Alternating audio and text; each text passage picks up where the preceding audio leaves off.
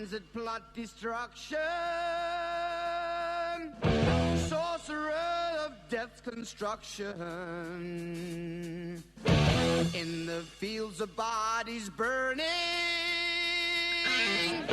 as the war machine keeps turning, death and hatred to mankind, poisoning their brainwashed mind. Welcome to the Anarchist World This Week, broadcast across Australia on the National Community Radio Satellite. Listen to the Anarchist World This Week, Australia's sacred cow slaughterhouse. Listen to analysis of local, national, international events. Listen to analysis you'll never hear anywhere else.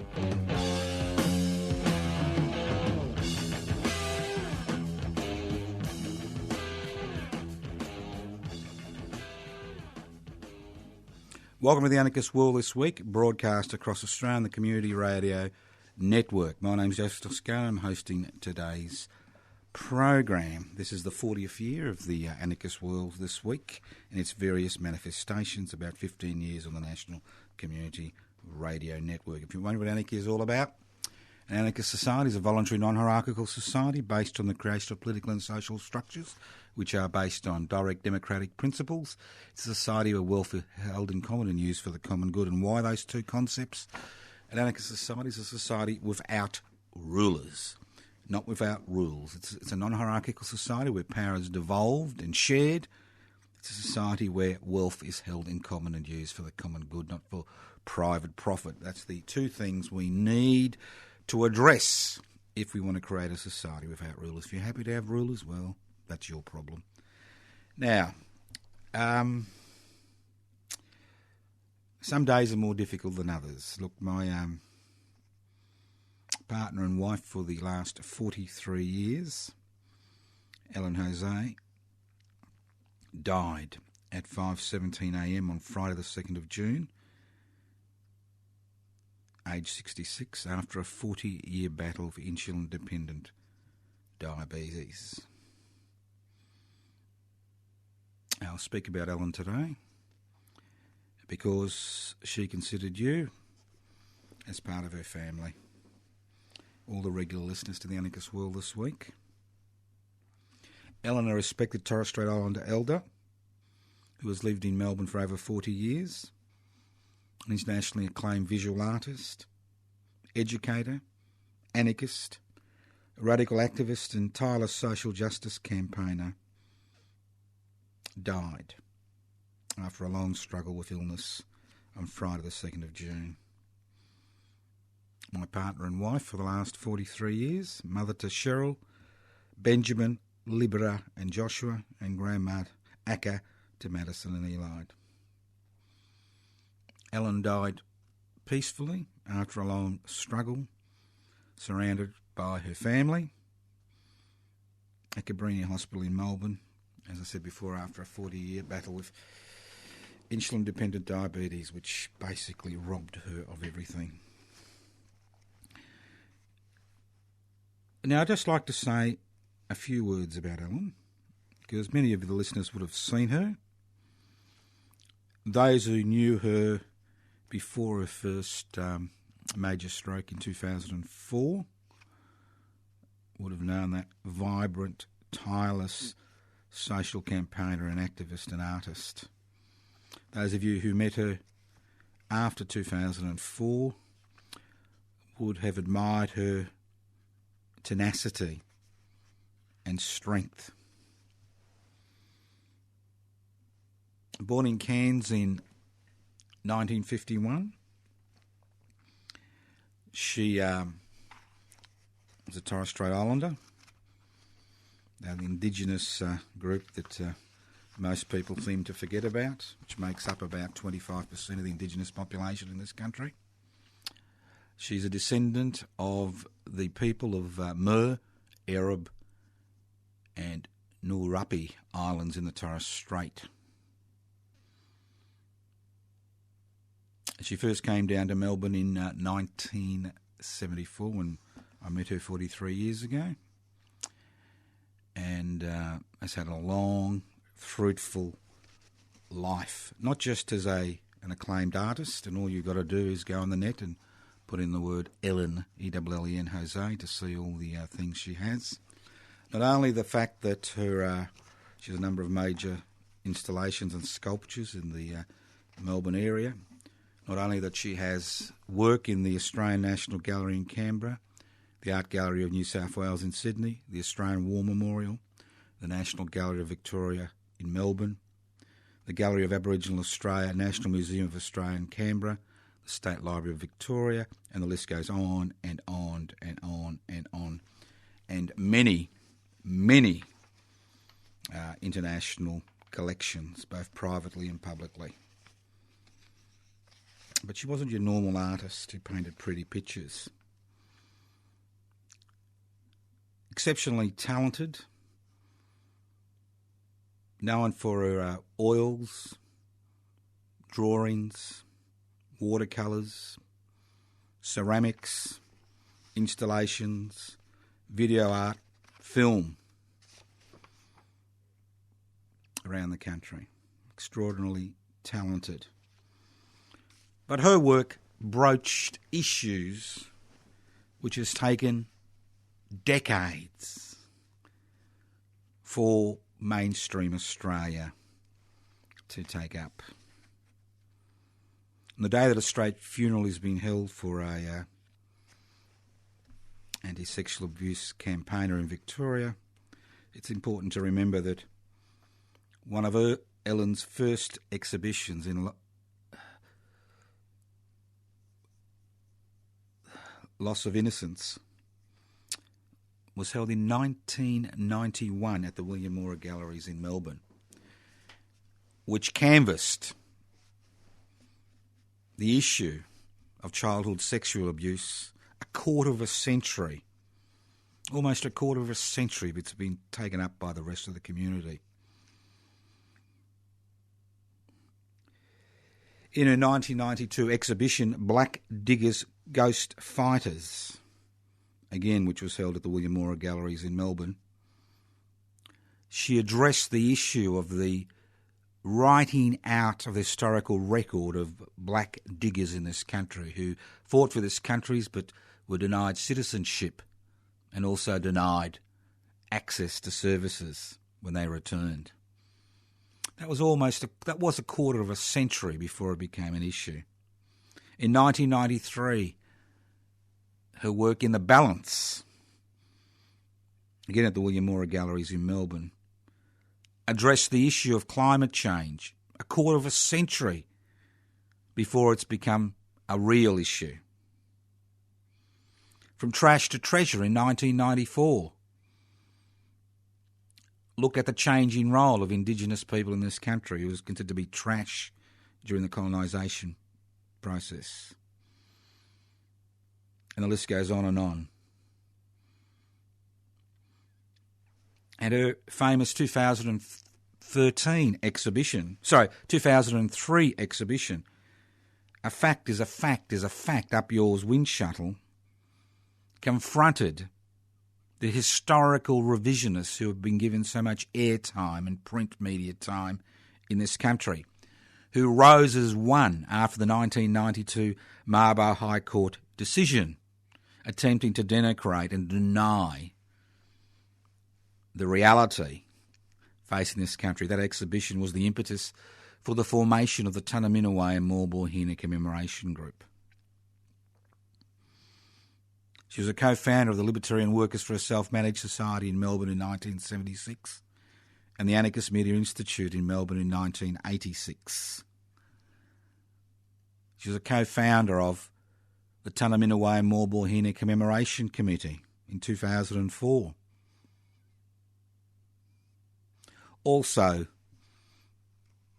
when her and I went up to Ballarat in 2002 to celebrate Eureka Day, which we felt was an important day in the radical history in this country. Nothing happened on the day. Nothing. Forgotten.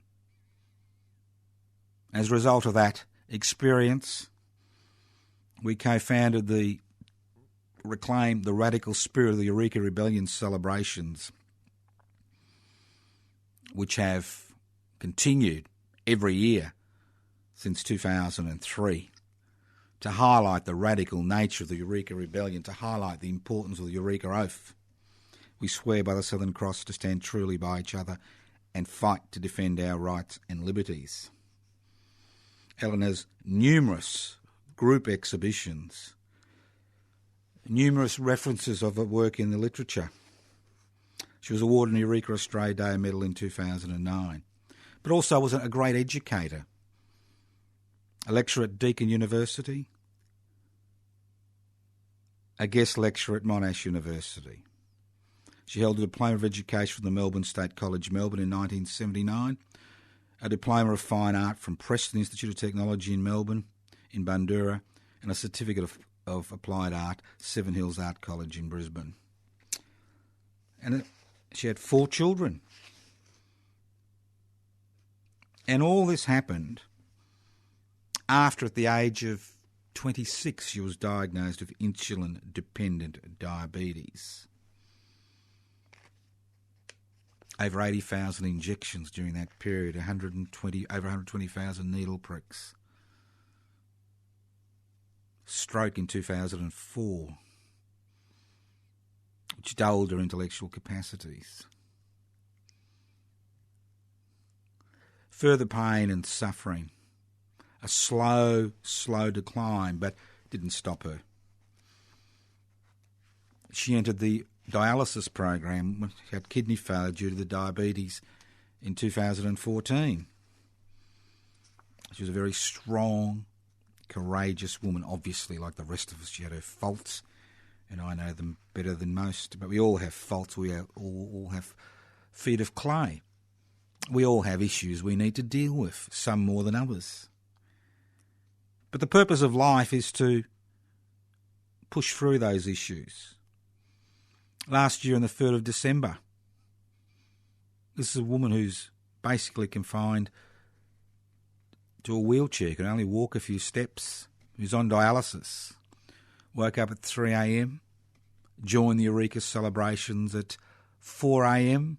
at Eureka Park in Ballarat, and continued, did the 13-mile walk in her little buggy, which she did every year, returned back to the Eureka dinner. I mean, this takes courage, physical courage, mental courage, intellectual courage, especially when you are being robbed of every aspect of your intellect and physical capacity by a disease which just is grinding, a grinding disease that slowly robbed of her sight in the last few weeks of her life, robbed of the ability to walk.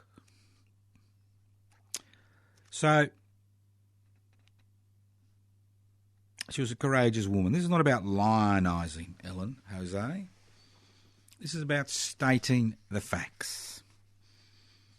As somebody who lived with her for over 43 years, we lived together for over 43 years, it's about stating the facts. In the old days, the old anarchist slogan was "Don't mourn, organise," or the industrial workers of the world. Well, people like you and me can walk and chew gum at the same time. I've always believed in the statement, mourn and organise. We can do both. And we mourn the dead not because it gives them comfort, they're gone. We mourn the dead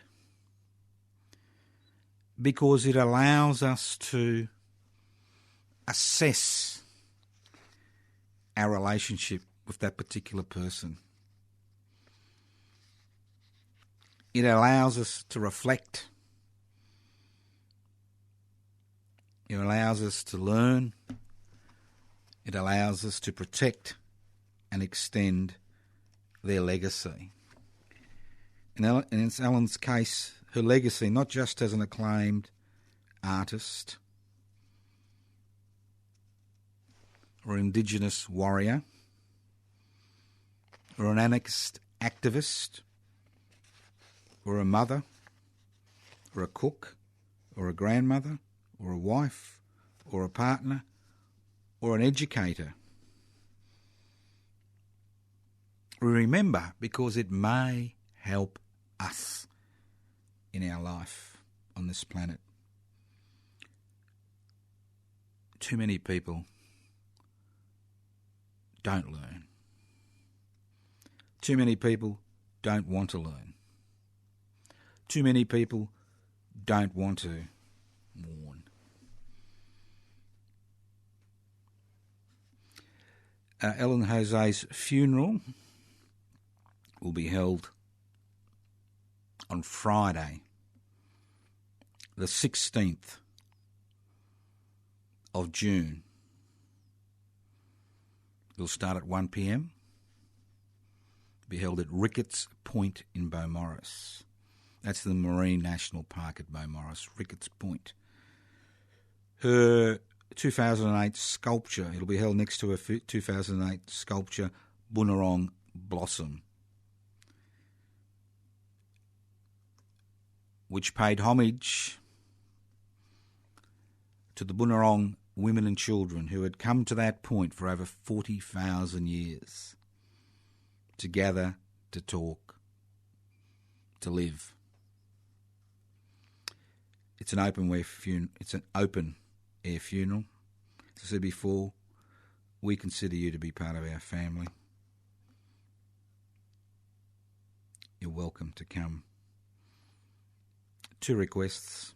1, you wear a splash of blue, Ellen's favourite colour, and 2, if you have a garden, bring flowers from your garden. Thank you for listening to me today. Thank you very much for all your support over the years, especially to all those who met Helen during the many campaigns we were involved in and spoke to her and worked with her over the decades. It's been an honour to have known you, so let's hope we can celebrate her life in the way it should be celebrated. You're listening to the Anarchist World This Week, broadcast across Australia on the Community Radio Network. This program is streaming live on 3cr.org.au. The program is podcast. You can access the podcast by going to 3cr.org.au.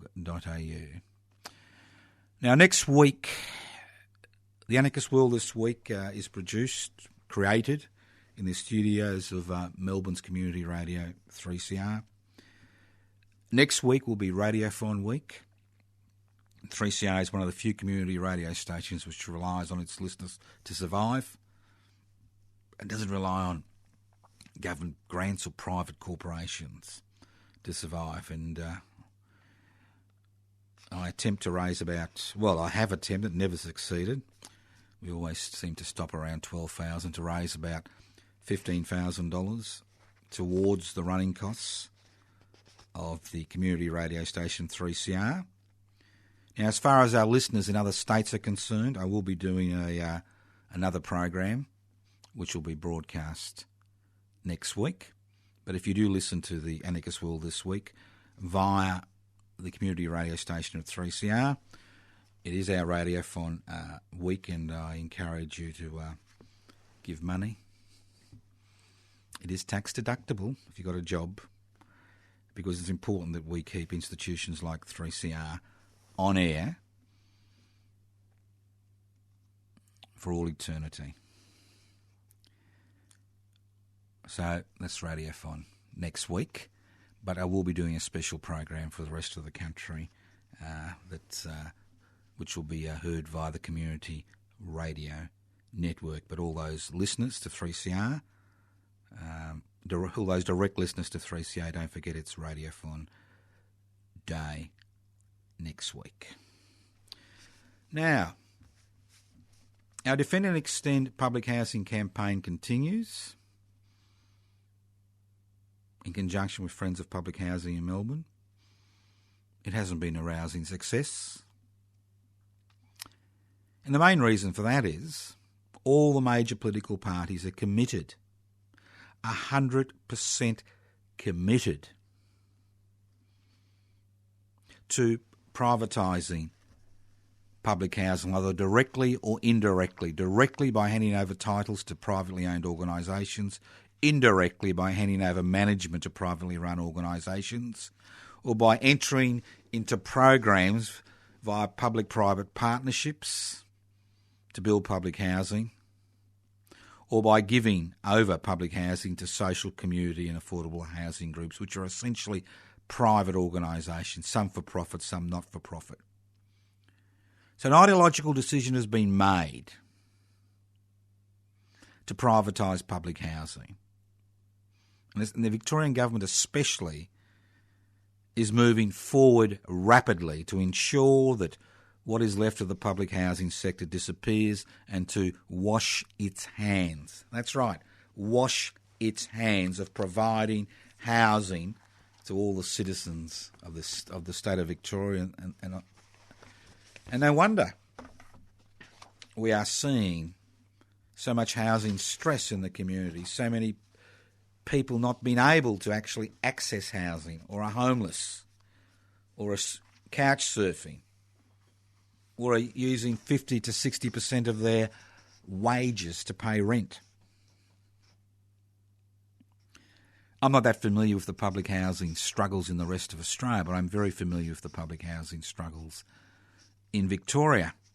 And I'm very familiar with what the Labor government has been doing in this state for a number of years now in terms of destroying the public housing sector while talking about protecting it. Now, I've got a solution. It's a very simple solution. Ever heard of stamp duty? Well, if you ever bought a house, you'll know you will pay stamp duty to the government. It's a tax. Stamp duty is a tax. And what happens to that? Last year, $6 billion was collected in stamp duty, and another $3 or $4 billion were collected in land tax, but that's another issue. So what happens to that $6 billion? Well, it's used for government business, used to make a few new roads, or remove a few level crossings, or provide some basic services. So a tax which is paid when people purchase property is then used by state governments to run their affairs. And we've got to remember that billions of dollars in land tax that companies and people owning more than one property pay every year are also collected by the state government. Now, on all available indicators, you've only got to listen to a radio program or read a paper, Victorian Australia is in the midst of a housing affordability crisis. Paradoxically, the Victorian Labor government's response to this housing crisis is to destroy what's left of the public housing sector. Less than 3% of Victorians live in public housing. Over 15% lived in public housing 20 years ago. When you listen to discussions about public housing, the word public housing has consciously been excluded from discussions about housing. The Victorian Labor government has put all its housing eggs in the community, social, affordable housing and private public partnership basket. They are consciously and willfully using every means available to a state government to muddy the waters about what they are doing. Social, community and affordable housing is not synonymous with public housing. Public housing is owned and managed by the state. It attempts to provide safe, secure, affordable housing for people who find it difficult to rent in the private marketplace. The Victorian government's love affair with the private sector, with private-public partnerships, has resulted in a 70% for private housing, 30% for public housing ratio. So what happens is government gives land away, which is owned by you and me, the public, to the private sector. They make a big buck, by building lots of private units, and then maybe 20% of what's left will, the more unsavoury, smaller units will then become public housing, which will then be managed and owned by the affordable community social housing sector.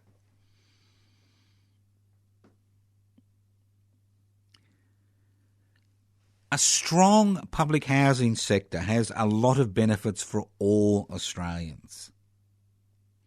Because what it does, it puts downward pressure on housing prices and allows first home buyers to enter the market.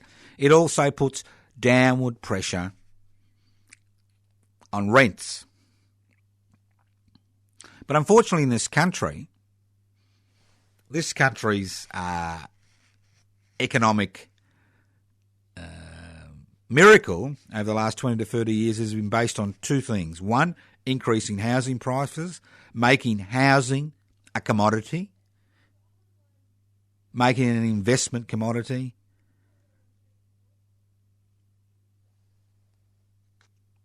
That's what it's about.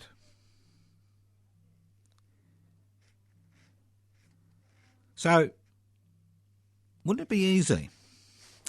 It doesn't take much. You don't need a revolution. You don't need blood in the streets. You don't need public executions. You don't need beheadings. Wouldn't it be easy? Wouldn't it be easy to quarantine the $6 billion which is raised in stamp duty every year in Victoria, and the billions of dollars that is raised in stamp duty in the rest of Australia? Wouldn't it be easy to quarantine this money to build and manage public housing? For $6 billion, you could build over 25,000 new houses every year. Over 25,000, which could accommodate almost 100,000 people every year. You could find within a decade there'd be almost 250,000, over 250,000 new public houses. But we allow these governments to use that stamp duty money for other purposes. Why should money that's raised by stamp duty be used for consolidating revenue when it can be used to overcome the housing affordability crisis so many Australians find themselves in today? It's a tragedy that the Victorian State Labor Government and governments across this country and political parties across this country continue to promote housing policies that were discredited decades ago. We saw the privatisation of the Commonwealth Bank in 1982 give the private banks free rein to do what they like. We saw the privatisation of Telstra in the 1990s see the telecommunications private marketplace do whatever it likes, gouge profits. We saw the privatisation of the electricity and gas sector in Victoria and many other states in this country. And what did it lead to? Did it lead to increased competition, lower prices? No. Less competition, higher prices. So every time we have seen the privatisation of essential public assets, we have seen the public pay the price for that privatisation. Is it time that major political parties cease being apologists for the private sector, cease providing public money to the private sector, cease passing legislation which promotes private sector profits before public good? Think about it. Well, Defend and Extend Public Housing is committed to hold gatherings and rallies outside the Victorian Parliament House for the next state election at the end of 2018.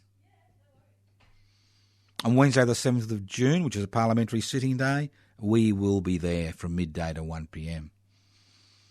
On Wednesday the 5th of July, we will be there, although the politicians get a winter recess. Who else gets a bloody winter recess? And we will be there on the 9th of August, Parliamentary Sitting Day, midday to 1 p.m. And we will be there on Wednesday the 6th of September, another Parliamentary Sitting Day. And Wednesday the 18th of October. And Wednesday the 1st of November. And Wednesday the 13th of December. We will be there because the issue of public housing will not go away by outsourcing the responsibility to provide housing to private organisations which are bankrolled by the state government. This is the Anarchist World This Week, broadcast across Australian Community Radio Network. This program is streaming live on 3cr.org.au. The program is podcast. You can access the podcast by going to 3cr.org.au. You can write to us as Post Office Box 20, Parkville 3052. If you're sick and tired of all this privatisation crap and you want to put public interest before corporate interests, well, think about joining public interest before corporate interests. You can download their application form by going to pibci.net, pibci.net. Go to their Facebook page. You can also go to the Defend and Extend Public Housing Facebook page. Go ahead, make my day. Join public interest before corporate interest, because you want more of the same? Well, you keep doing what you're doing. If you want something a little bit different, change tact, change strategy, change your attitude. This is the Anarchist World This Week. Now let's move on to wages.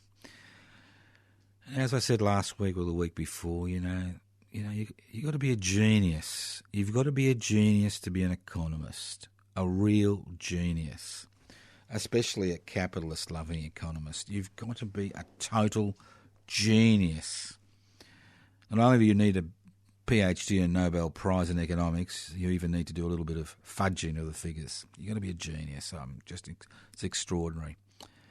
So how have we got?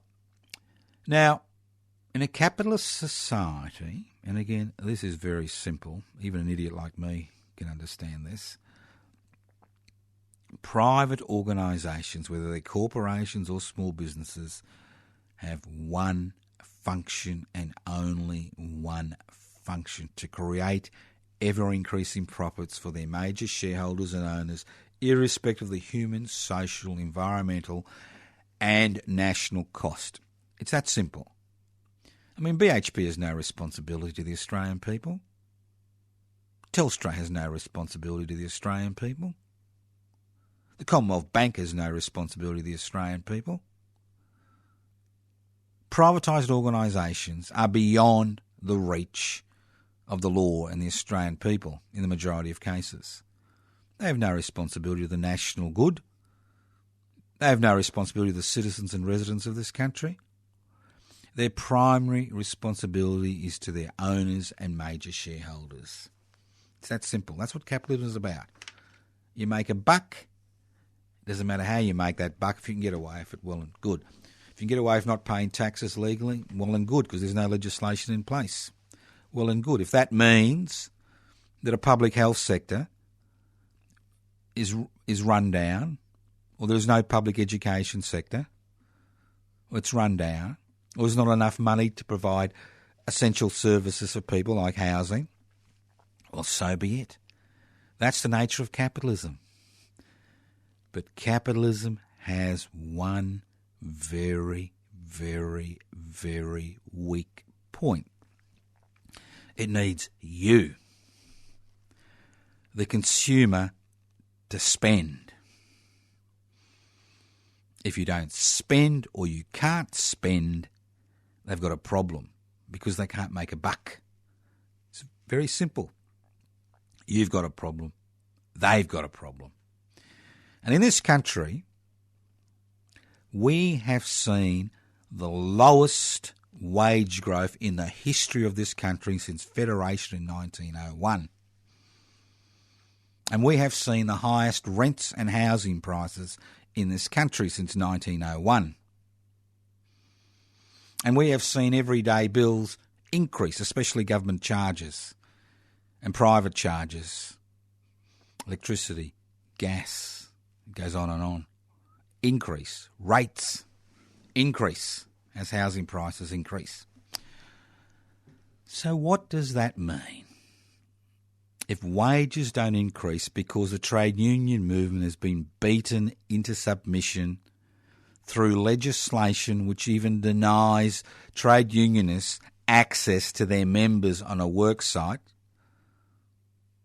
what happens? There is no wage growth. If there's no wage growth, capitalism begins to have a crisis because people don't have the disposable income to buy shit. They don't have it. So you don't get economic figures. You get recessions. You don't get those wonderful, profitable economic figures which keep a smile on the dial of those who own the means of production, distribution, exchange, and communication. And my apologies to Professor Julia Sumner Miller. Why is it so? Why is it so? Is it because we are a poorer community? No. We have seen extraordinary growth in wealth. But that growth in wealth has been restricted to less than 10% of the population. It's restricted to that 1% that owns the means of production, distribution, exchange and communication, and another 10% that has the disposable income to use this country's investment-friendly laws to expand their economic empire while reducing their taxation liabilities. And what that means is there's less resources for essential infrastructure like social security benefits, public health, public education, public infrastructure. So we find ourselves in this situation where even the employers are lamenting the problem of wages. So what does the Fair Work Commission do? All those heroes and heroines who sit in the Fair Work Commission, government appointees who sit in the Fair Work Commission, what do? They increase the basic wage by $22, 50 cents an hour, while slashing penalty rates. That's right. But are they slashing penalty rates for the police? No. For paramedics? No. For nurses? No. For public servants? No. And you know why they're not reducing penalty rates for them? Because they have strong associations and unions. And they will take industrial action to ensure that doesn't work. But when it comes to the poorer workers in retail, the unorganised workers, retail, hospitality, pharmacy, those who require penalty rates in order to meet their financial commitments and send their kids to school and pay their rent or mortgage, well, you slash it. It doesn't matter if it happens over 2 years, but it means a decrease in wages. So while everybody's lamenting about the fact there are no wage rises, even the employers, so people can't buy things, we now legally slash wages. And when I see Mr. Turnbull, such a boring little man, such a boring little man, say that a decrease in penalty rates is good for business and workers because it means more people be employed in, in slave-like conditions, I shake my head. I mean, here we are in a position where we should be looking at the big end of town. We should be looking at passing legislation which ensures that multi-billion-dollar corporations who now pay voluntary taxation actually pay some real tax so we can look after the people living in this country. So what do? They turn on social security beneficiaries, turn the screws, don't answer 42 million calls, not have enough staff to deal with the situation, create a them and us mentality, denigrate the 33% of Australians, the 1 in 3 Australians who require on social security benefits to survive, old age pensioners, single parents, New Start allowances, students. Turn on them. Talk about them as if they're bludgers, the enemy, welfare. Extraordinary. This boring little man who's got more assets than you can poke a stick at, is now turning his attention to government, reining in government costs. Because this boring little man, this boring little Mr. Turnbull, can't even muster the numbers in his own party to pass legislation to force the big end of town to cough up a little bit of tax, maybe just 5% would be more than adequate, while paying billions of dollars in corporate welfare to these little maggots who somehow think we, you and me, and all the people we know, have been put on this planet for their benefit. What a boring little man who tries to stand up and say, we're going to be strong on terrorism, trying to deflect people's eyes from what's actually happening in this country. Yeah, we are in the midst of a terrorist crisis in Australia, and it's a real terrorist crisis. Not just in fits and starts, but a real terrorist crisis. We have terrorists who own the means of production, distribution, exchange and communication in this country. Terrorists who are honoured as great Australians when they set up philanthropic trusts.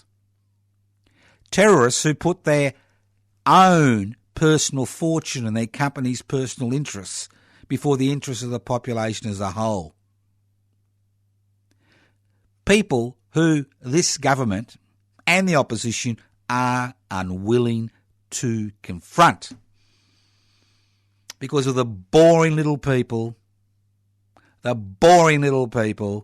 in this country's media who cough and splutter about nothing in particular,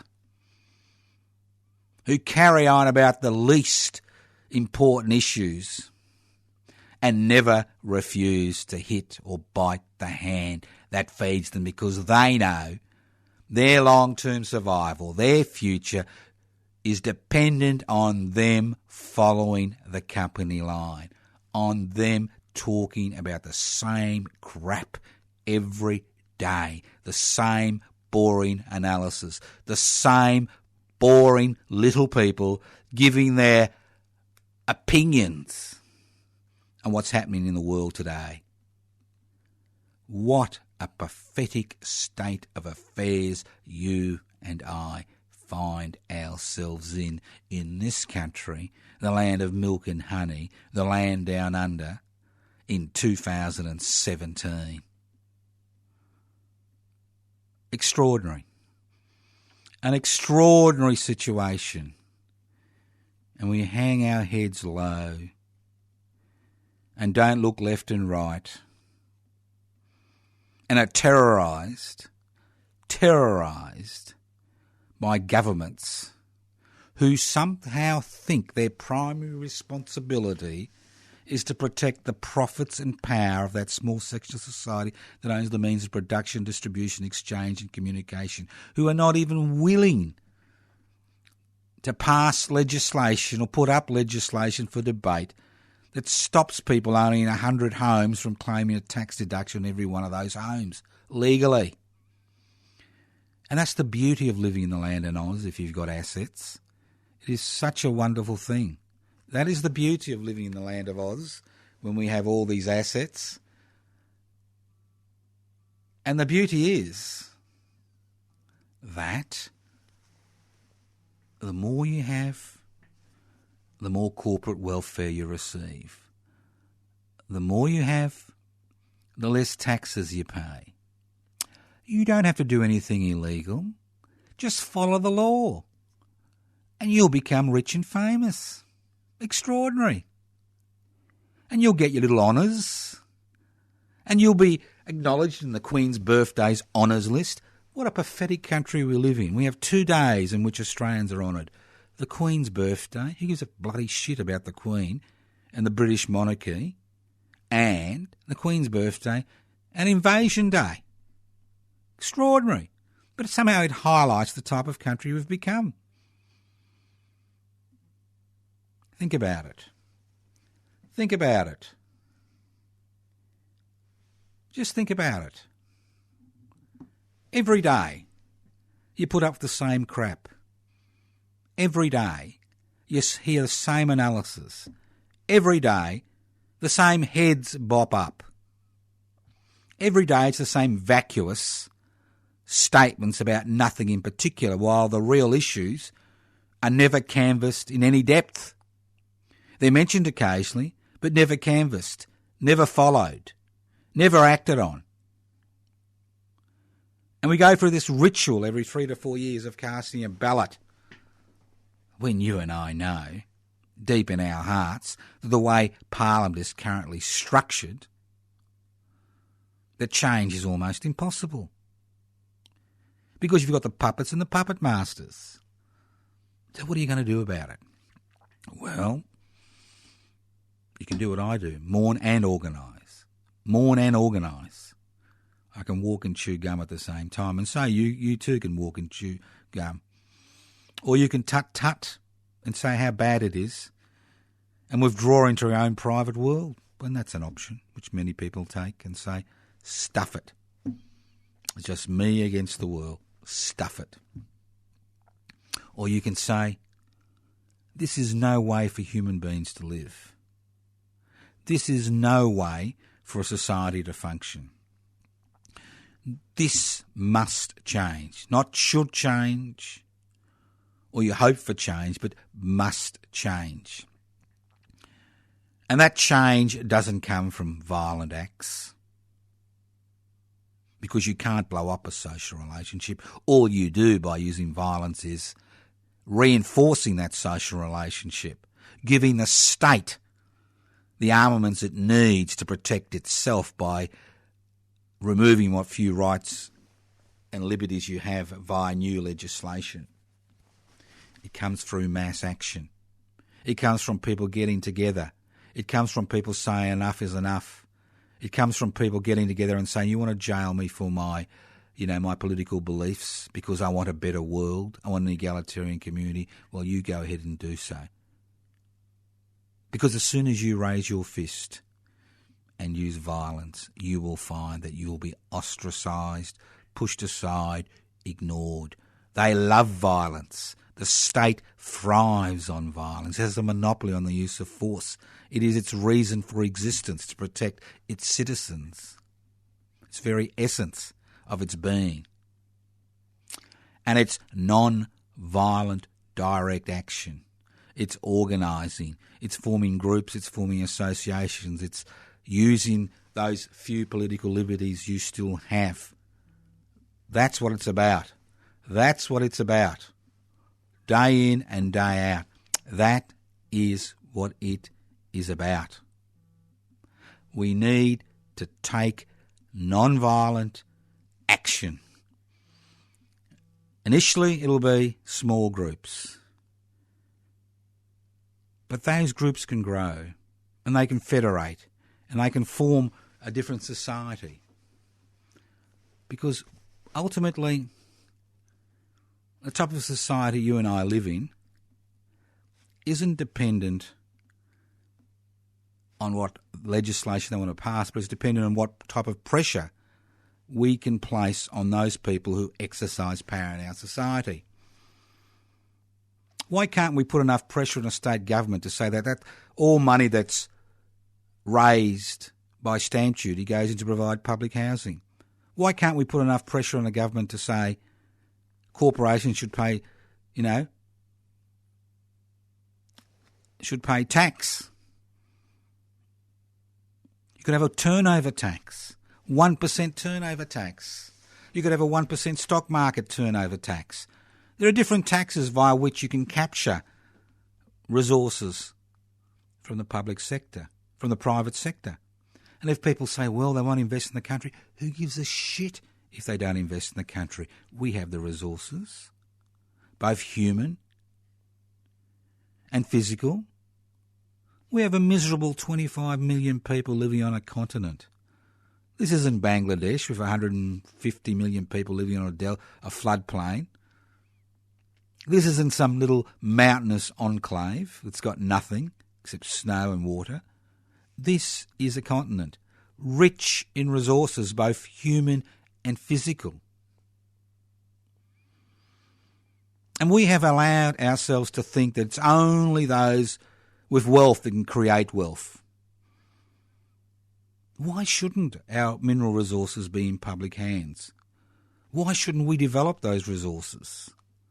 Why should we allow private corporations to have a monopoly on the use of those resources and then throw us a penny in a begging bowl, whenever we squeal?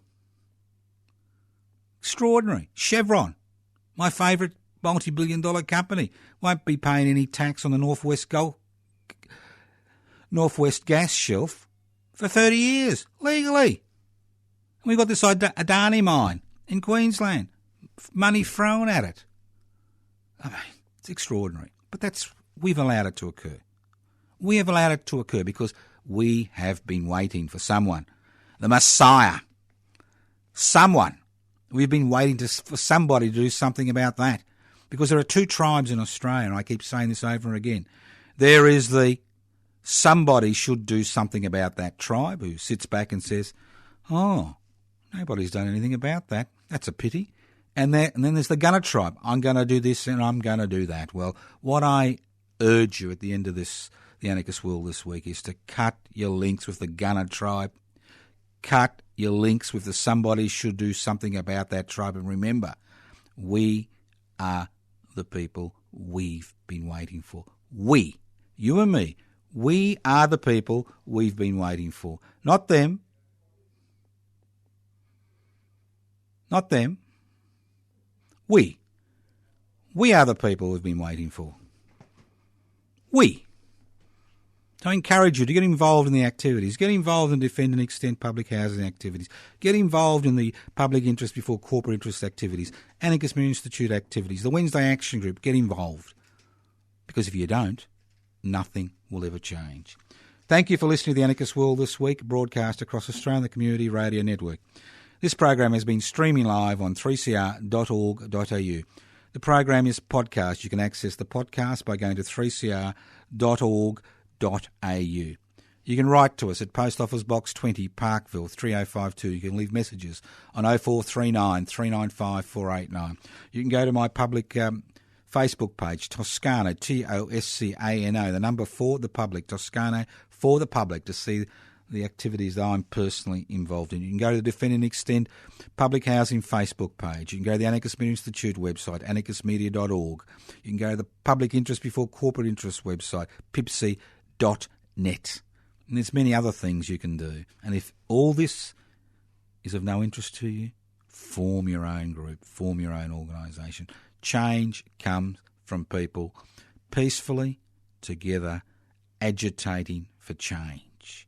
Violence is the aphrodisiac of the state.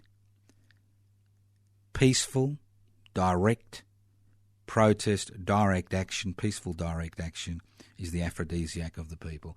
Thank you once again for listening to the Anarchist World this week, broadcast on your local community radio station. This program has been streaming live on 3cr.org.au. The program is podcast. You can go to 3cr.org.au. Don't forget that if you're a listener to Community Radio 3CR, next week is the 3CR Radiothon week. I'm attempting to raise $15,000 in an hour. If they can do it, we can do it.